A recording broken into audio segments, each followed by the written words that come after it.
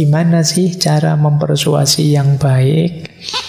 Kalau Al-Farabi di kitab Al-Mantiq fil Khitobah ada setidaknya 12 cara. Yang pertama, analogi atau kias. Yang kedua, entimem. Nanti kita jelaskan. Malam hari ini kita jelaskan 2 saja ya. Analogi dan entimem. Yang 10 kapan-kapan. Karena panjang waktunya tidak akan nyampe. Yang ketiga, menemukan kelebihan diri kita dan kekurangan orang yang mendebat, lawan.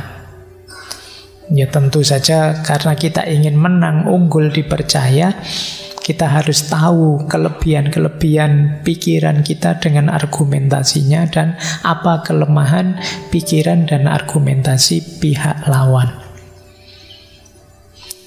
Yang ketiga, gimana caranya kita bisa mempengaruhi emosi orang yang kita beri persuasi. Ini pathos. Jadi gimana caranya kalau kita ingin mereka terharu, ya mereka terharu beneran. Kalau ingin mereka tersentuh, mereka tersentuh. Ini memancing reaksi emosional. Kemudian yang kelima, mendorong persetujuan melalui proposisi-proposisi etiknya. Berarti apa? Mereka setuju untuk melakukan dan menjalankan apa yang kita katakan. Jadi gimana caranya, kata Al-Farabi, orang yang mendengarkan kita itu setuju dengan proposisi etiknya.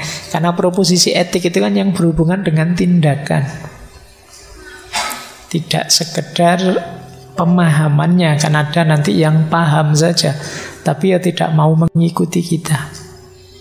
Maka mari kita buat mereka mendukung proposisi etik kita, bahwa menjalankan ini, melakukan itu seperti yang kita sarankan itu baik.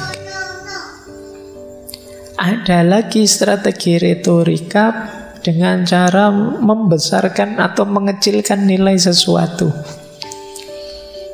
Tapi ini untuk kebaikan ya, jangan untuk kejelekan. Jadi kadang-kadang kita membesar-besarkan. Sebenarnya ya tadi cuma saya minum biasa saja. Terus kalian menjelaskannya, wah Pak Faiz itu kalau minum rasanya seperti, itu membesar-besarkan. Cuma minum biasa saja kok.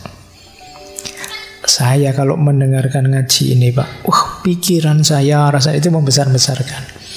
Tapi dalam konteks tertentu kadang penting. Mungkin kalian promosi biar temanmu tertarik misalnya. Itu membesar-besarkan. Padahal ya biasa saja. Atau mengecil-ngecilkan.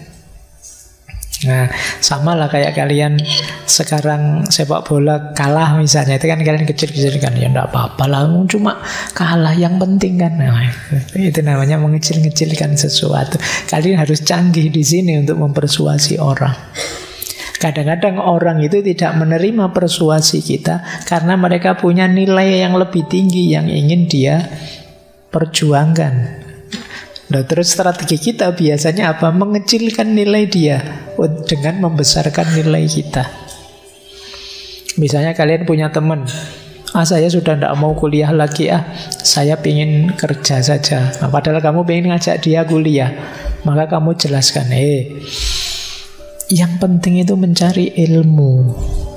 Kerja itu nantilah atau sambil jalan. Yang utama itu mencari ilmu. Karena itu kamu besar-besarkan nilai belajarnya, nilai kuliahnya. Kerja itu tidak terlalu penting lah. Kalau kita ilmunya tinggi, nanti dapat barokahnya ilmu, misalnya hidup terjamin. Atau sebaliknya, kamu pingin dia bekerja, tidak usah kuliah saja. Terus kamu bilang, belajar bisa sambil jalan, sambil baca, YouTubean banyak. Kalau kerja tidak bisa. Kalau kamu ada peluang, jalan saja kerja. Ini namanya mempersuasi. Kamu cari mana yang kamu besarkan, mana yang kamu kecilkan.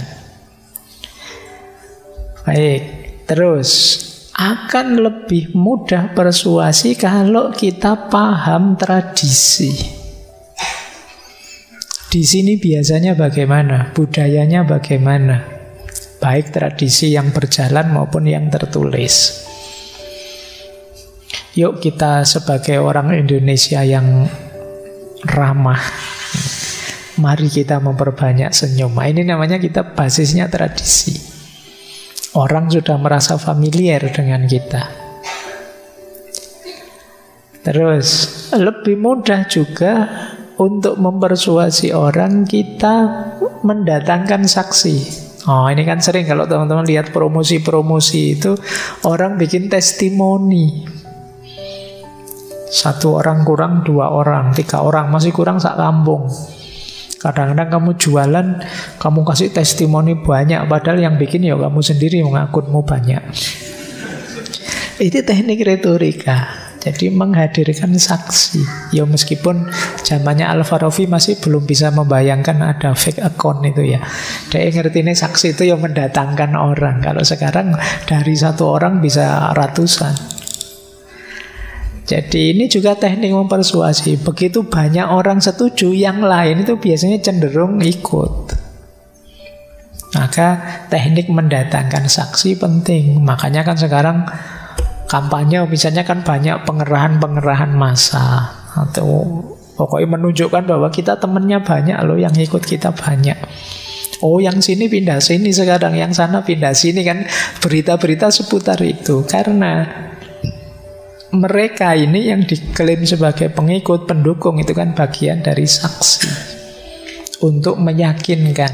Itu juga teknik persuasi. Mempersuasi juga penting dengan menampakkan ketertarikan atau keengganan. Saya senang yang seperti itu. Saya tidak suka kalau pakai ini. Itu kan orang terus tersentuh biasanya. Coba sekalian kalau kalian ingin ngajak atau mempengaruhi temanmu, pakai diksi-diksi yang menunjukkan kalian tidak suka, atau kalian tidak senang, atau kalian sangat suka. Akan sangat berpengaruh. Suka sekali saya kalau kamu masak itu, enak ternyata. Padahal tujuanmu biar besok-besok temanmu yang masak terus. Jadi pernyataan-pernyataan seperti ini itu jenis persuasi. Terus atau kalau di Al-Farabi disebut bertaruh, mengundang partisipasi. Misalnya teman-teman bilang, Bapak Ibu yakinlah dengan yang saya bilang ini. Kalau tidak percaya, coba dicek sendiri. Barang siapa menemukan yang berbeda dengan yang saya bilang, saya beri uang. Itu tertarik sudah orang. Jadi ini sistem memberi reward atau melakukan satu taruhan untuk meyakinkan orang. Kalau tidak percaya, potong kuku saya. Potong leher mati ya, potong kuku, potong rambut saja aman. Jadi ini gaya persuasi namanya. Jadi membuat orang, oh iya ya, uang sebesar itu aja dia korbankan, mestinya benar ini. Nah, ini gaya persuasi juga. Terus bersumpah. Ini kemarin sudah dikritik ya di Quintilianus, sumpah seperlunya saja. Tapi memang sumpah itu penting. Dengan kita meyakinkan, wallahi saya itu bilang, itu orang sudah tidak berani bantah sudah. Dengan persuasi yang kita sampaikan. Yang terakhir, kalau mempersuasi orang, perhatikan mimik kita, gestur kita. Jangan ngajak orang sedih, kita cengenges-cengenges. Sambil meringis-meringis sedikit, ya prihatin ya, saya terus cekikian. Ini tidak jadi prihatin itu namanya. gesturnya, kemudian mimiknya. Penting. Jadi ini 12 teknik untuk kita mempersuasi orang, menarik orang sehingga menerima asumsi kita tadi, apa yang kita sampaikan tadi. Baik, seperti janji tadi ya, kita hanya bisa 2 ya. Sekarang ke kiasnya dan anti-meme-nya. Anti-meme itu sebenarnya bagian dari kias atau analogi. Sebenarnya ya cuma satu, ini satu tema. Kias, teman-teman mestinya ngerti lah ya kias. Bagaimana memahami sesuatu dengan dasar sesuatu yang lain. Ini banyak dibahas, kemarin di Aristoteles dibahas, di Al-Farabi juga dibahas. Model analogi. Kalau teman-teman belajar kias, ini ada banyak sekali jenisnya kias. Beberapa yang sering dipakai dalam pemikiran, khususnya keagamaan, itu jenis kias-kias itu. Misalnya ada, kalau ini untuk metafisika, namanya kiasul ghaib ala syahid. Jadi mengkiaskan yang ghaib dengan dasar yang syahid. Misalnya begini loh, kias ghaib ala syahid itu kita pahami yang tidak ada dari yang adanya. Ini kan kalau kita memahami adanya Allah dari tertibnya alam semesta, ini namanya kias ghaib ala syahid. Jadi memahami yang ghaib dengan dasar yang syahid.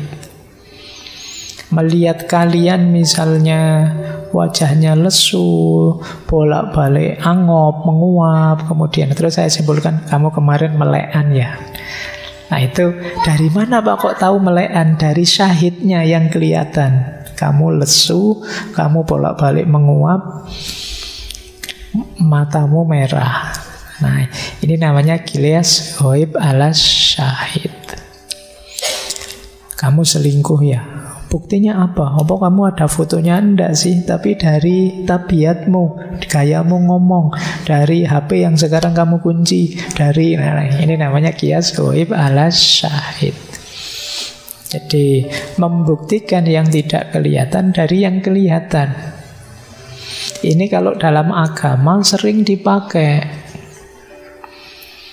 Kenapa? Ya banyak sekali isi keimanan kita itu hal-hal yang metafisik, tidak terjangkau secara fisik. Untuk memahaminya dari syahidnya. Dalam hidup sehari-hari pun sering kita pakai. Misalnya untuk memahami bahwa kamu cinta beneran padaku, dilihat dari faktanya. Faktanya kamu sering sekali stalking, lihat Facebookku, lihat Instagramku, sering WhatsApp yang tidak jelas maunya, kemudian sering tiba-tiba tidak dimintai tolong kok menawarkan diri menolong, kayak gini namanya syahidnya. Jadi dengan melihat faktanya disimpulkan dalamnya yang tidak kelihatan.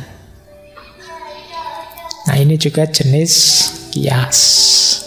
Penting untuk kita memahami sebelum menyampaikannya. Yang kedua ada analogi atau kias aula atau adna. Aula itu membandingkan dengan yang lebih tinggi, kalau adna dengan yang lebih rendah. Aula itu gini misalnya contohnya. Misalnya Al-Quran bilang wala taqul lahuma uffin. Jangan berkata pada dua orang tuamu uff. Kalau begitu mukul orang tua tidak apa-apa ya Pak. Kan yang tidak boleh bilang uff saja. Loh enggak, mukul itu lebih tinggi levelnya daripada uff. Ini namanya kias aula. Jadi kias ke yang lebih tingginya. Sama kayak kalian bilang wala taqrabuz zina. Oh kan Al-Quran cuma melarang saya mendekati zina, berarti zinanya sendiri tidak apa-apa. Ya enggak, itu memahaminya bisa pakai aula. Pakai aula itu wong yo di level mendekati saja tidak boleh, apalagi zinanya. Nah itu kias aula dan adna. Jadi yang bawahnya tadi bilang bilang apalagi mendekati zina, tapi yo atasnya juga bisa dipahami begitu. Jadi ini kias. Makanya memahami ayat pun yo, kalau ada yang bilang tidak bisa Pak Quran, ya Quran tidak bisa pakai akal. Loh, kalau nanti tidak pakai akal, mau nanti wala taqrabu zina, yo yang tidak boleh mendekati zina saja. Zinanya tidak apa-apa. Nah, maka perlu namanya kias aula. Memahami yang lebih tingginya, mendekati saja tidak boleh, apalagi zinanya. Ada kias musawi. Kias musawi itu kalau tadi kan lebih tinggi, kalau ini setara saja, sama.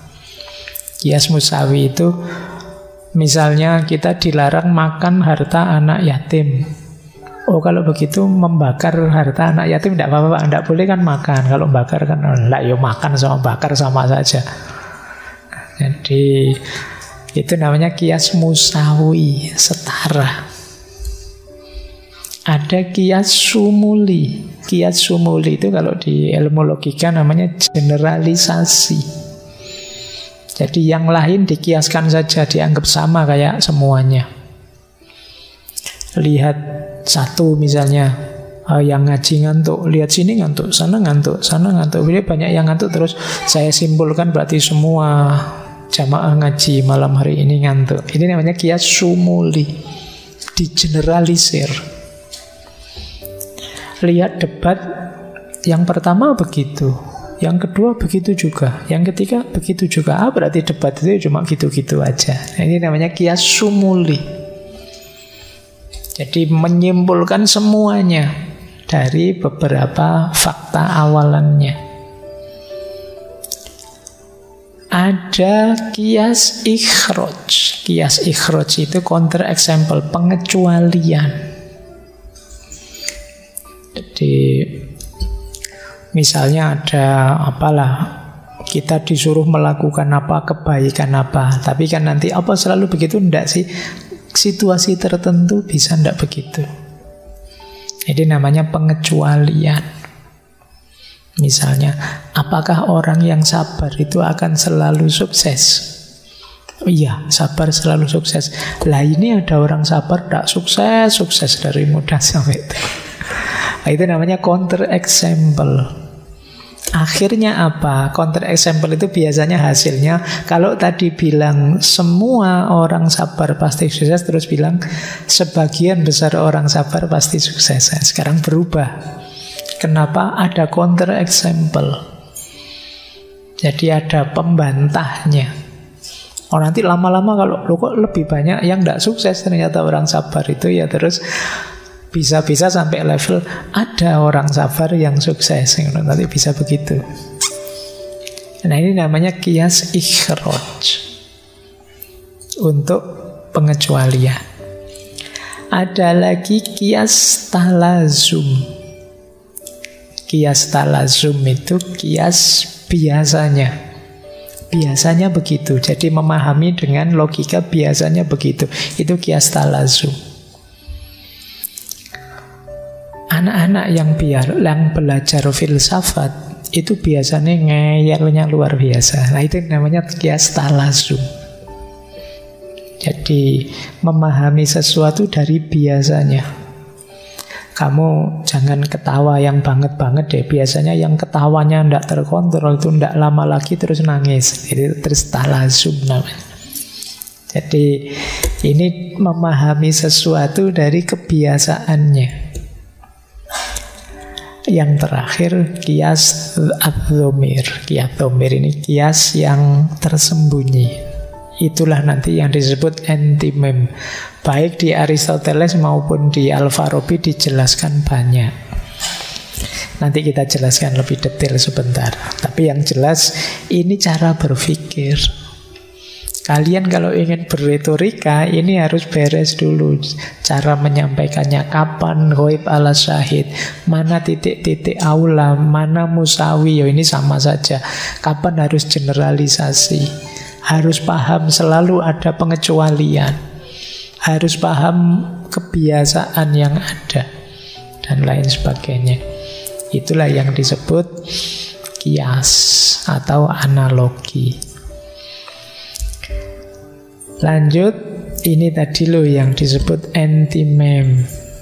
Jadi anti-meme itu cara berpikir silogistik, silogisme, tapi diringkas, tidak dipanjangkan. Jadi contohnya begini.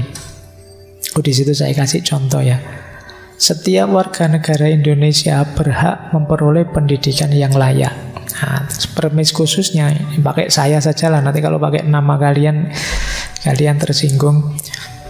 Faiz adalah warga negara Indonesia. Kesimpulannya berarti saya berhak memperoleh pendidikan yang layak. Ini premis umum, premis khusus, kesimpulan itu kan normalnya silogisme itu kan begitu. Tapi kalau anti-meme tidak sepanjang itu. Anti-meme itu langsung ngomong saja disingkat, saya berhak memperoleh pendidikan yang layak karena saya warga negara Indonesia. Jadi kalau ada satu kalimat singkat ini sebenarnya kan itu perpendekan dari struktur silogisme yang panjang di atasnya. Nah, jadi dengan satu kalimat pendek tadi, itu kan orang langsung, meskipun yang atasnya tidak saya sebut, orang kan merinci sendiri. Oh berarti Pak Faiz itu WNI. Oh berarti Pak Faiz juga berhak mendapatkan pendidikan. Nah itu mereka merinci sendiri. Itulah istimewanya anti-meme. Anti-meme itu membuat yang diajak bicara mikir. Karena tidak didikte dari A sampai Z secara detail. Nah, mengajak orang lain berpikir itu lebih efektif dalam persuasi, kata Al-Farabi. Jadi ketika kalimatnya diperpendek, ngajilah biar kamu pinter misalnya. Itu kan orang terus mikir, oh berarti mengaji itu ada hubungannya dengan kepandaian. Kalau saya ngaji saya pinter. Itu kan terus orangnya jadi berpikir. Itulah istimewanya anti-meme. Nah ada 3 jenis anti-meme, yaitu anti-meme kategoris, ada anti-meme kondisional, ada anti-meme disjunktif. Ini sama seperti silogisme. Anti-meme kategoris, misalnya contohnya ya, sebagian pejabat tidak disenangi karena korupsi. Nah, itu kan sebelum itu pasti ada premis pejabat yang korupsi itu tidak disenangi. Pasti ada premis sebagian pejabat korupsi. Digabung jadi sebagian pejabat tidak disenangi karena korupsi. Jadi, oh berarti ada ya pejabat yang korupsi itu. Nah, itu kan orangnya terus mikir begitu. Oke. Sebagian kampanye ada yang melanggar dan diurus oleh Bawaslu misalnya kan, terus audiennya mikir, mencari-cari. Oh iya ya, kira-kira seperti apa ya, di mana ya, kapan ya. Itu menariknya anti-meme. Jadi anti-meme itu menggugah orang untuk berpikir. Yang kedua ada anti-meme kondisional. Anti-meme kondisional itu kan bersyarat. Contohnya apa? Dia bukan dosen karena belum lulus S2. Nah itu kan yang diajak ngomong begini kan mesti mikir, oh berarti syaratnya dosen itu harus lulus S2 atau. Nah ini mikir. Tidak hanya pasif menerima tapi juga pikirannya jalan. Itulah istimewanya anti-meme kondisional atau anti-meme disjunktif. Disjunktif itu satu di antara dua. Yo kalau Rebu malam gini Pak Faiz kalau enggak di rumah ya di masjid, di MJS misalnya. Ternyata di MJS berarti enggak di rumah itu. Oh Pak Faiz di kampus atau di masjid karena enggak ada itu di rumah waktu saya lihat. Nah ini kan mancing orang berpikir kapan saya di rumah, kapan saya di masjid. Ini antimem disjungtif. Jadi antimem bagian dari persuasi yang bisa mengajak orang berpikir. Makanya kata Al-Farabi, komponen antimem membuat orang mendengarkan pidato jadi menyenangkan, ngajak mikir. Tidak hanya ngajak ketawa-ketawa, tidak hanya melongo dikasih tahu, tapi pikirannya berjalan.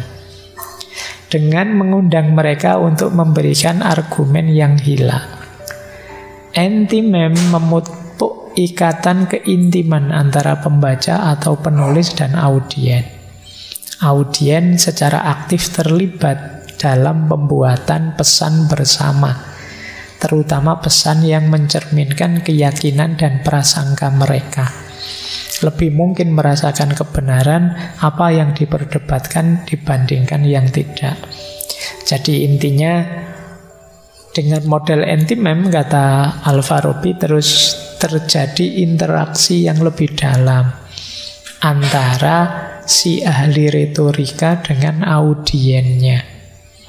Tentu saja ada banyak strategi 12 tadi selain antimem, cuma ya sayangnya waktunya. Saya hanya bisa menjelaskan sampai di sini, sisanya belajar sendiri ya. Baca sendiri. Ya masing-masing gaya yang 12 tadi ada keistimewaannya. Bagian dari proyek dan ikhtiarnya filsafat untuk menyebarkan kebenaran. Baik, saya tidak berani berpanjang-panjang lagi, sudah sangat berat di kepala kalian materi malam hari ini tentang retorika. Apalagi Al-Farabi pernah bilang begini, ya, orang yang bicara terlalu panjang didengarkan sebentar saja. Ini Al-Farabi loh ya yang ngomong gini, bukan saya. Karena ya memang secara psikologis saya tidak tahu validitasnya. Dari 1 jam orang bicara, katanya maksimal. Itu maksimal itu berarti kalau orang sungguh-sungguh memperhatikan belajar, hanya 20 menitnya yang tertangkap. Apalagi kalau kalian tidak maksimal, tidak sungguh-sungguh, itu mungkin 10 menitnya, mungkin berapa bagiannya yang tertangkap. Tapi yang jelas ini kata Al-Farabi, nanti biar dibikin tulisan di masjid itu, depan yang besar itu. Biar khotibnya tidak panjang-panjang kalau Jumatan itu. Orang yang ngomong panjang didengarkan sebentar saja.